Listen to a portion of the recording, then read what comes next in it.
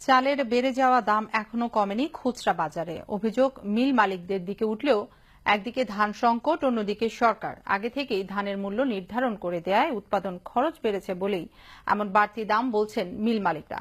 কুষ্টিয়া প্রতিনিধি হাসিবুর রহমান রিজুর রিপোর্ট, জানাচ্ছেন রাশেদ আকন। ৩ দশক ধরে দেশের চালের চাহিদা পূরণ করে আসছে কুষ্টিয়ার খাজনা নগরের আড়তদাররা। চলতি মৌসুমে হাওড় অঞ্চলে মোটা ধানের আবাদ হয়েছে কম, পাশাপাশি চিকন ধানের আবাদ বছরে একবার হওয়ায় নিয়ন্ত্রণে নেই চালের বাজার। এদিকে আমদানির কারণে সরবরাহ বাড়বে, তাই পাইকারি বাজারে 2 থেকে 1 টাকা কমেছে চালের দাম। তবে খুচরা বাজারে এখনো চিকন চালের দাম কেজি প্রতি 60 টাকা এবং মোটা চালের দাম 50 টাকার আশপাশেই।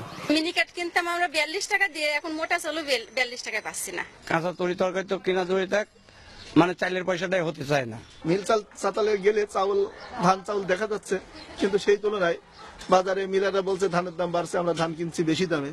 আগে থেকে ধানের মূল্য নির্ধারণ করে দেয়া এবং ধানের উৎপাদন খরচ বেড়ে যাওয়ায় খুচরা বাজারে চালের দাম বেড়েছে, দাবি মিল মালিকদের। যেই চাউলটা সাধারণ মানুষ খায়, যেটার উপর মানুষের বেশি চাহিদা, সেটাই কিন্তু আমাদের দেশের এবার ধানেরও ক্রাইসিস, চাউলের ক্রাইসিস। মিল মালিকদের সঙ্গে চুক্তি অনুযায়ী চাল সংগ্রহের লক্ষ্যমাত্রা ঠিক থাকলে বাজারে চালের দাম কমবে বলে মনে করেন সংশ্লিষ্টরা।